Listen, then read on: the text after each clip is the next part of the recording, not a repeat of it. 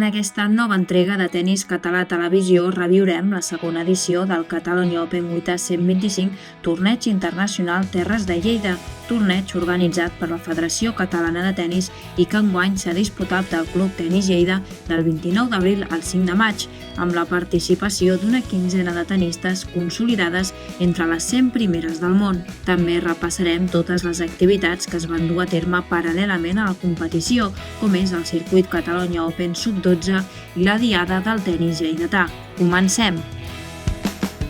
El Club Tenis Lleida va acollir a principis de maig la segona edició del Catalonia Open WTA 125 Torneig Internacional Terres de Lleida, un torneig organitzat per la Federació Catalana de Tenis i que forma part de l'aliança estratègica entre la Federació Catalana de Tenis i la Secretaria General de l'Esport i de l'Activitat Física de la Generalitat de Catalunya per impulsar l'esport femení. Enguany, el campionat ha comptat amb un cartell de luxe, amb la presència d'una quinzena de tenistes situades entre el top 100 del rànquing mundial, a més de les catalanes Rebeca Masarova i Guiomar Maristany, que va accedir al quadre principal gràcies a una invitació de la Federació Catalana de Tenis. Setmana per emmarcar de Guiomar Maristany, que va arribar a les semifinals del torneig, sent aquest el seu millor resultat en un campionat d'aquesta categoria. La tenista catalana es va quedar a les portes de la final en caure contra l'egípcia Mayar Sherif, número 72 del rànquing mundial.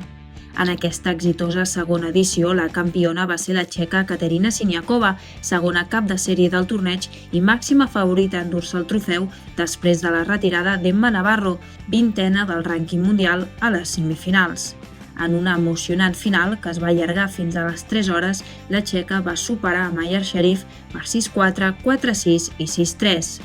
Un any més, Arantxa Sánchez Vicario, extenista professional i ambaixadora del tenis català, ens va acompanyar al Catalonia Open i va participar en algunes de les activitats paral·leles que es van organitzar, com la taula rodona Dona Talent i Esport, el dinar col·loqui amb l'associació Ab Lleida, la Diada del Tenis Lleidatà, a més d'impartir un clínic amb una quarantena de jugadors i jugadores de la província de Lleida.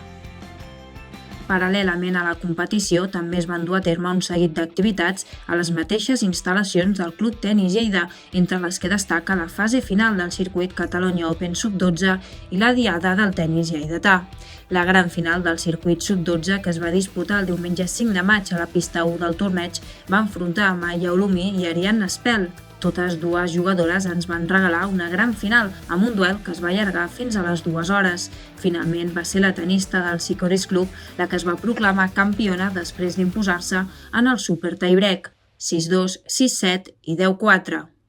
Abans del divendres 3 de maig s'havia celebrat la Diada del Tenis Lleidatà, que va comptar amb 200 assistents, entre els quals cal destacar la presència de Jordi Tamayo, president de la Federació Catalana de Tenis, Lourdes Rabatllat, representant territorial de la Secretaria General de l'Esport i de l'Activitat Física, Sandra Marco, diputada d'Igualtat de la Diputació de Lleida, Jackson Quiñonet, regidor d'Esports i Cooperació de l'Ajuntament de Lleida, Melissa Pany, vicepresidenta d'Operacions de la WTA 125, José Luis Solans, president del club anfitrió, a més d'Arantxa Sánchez Vicario.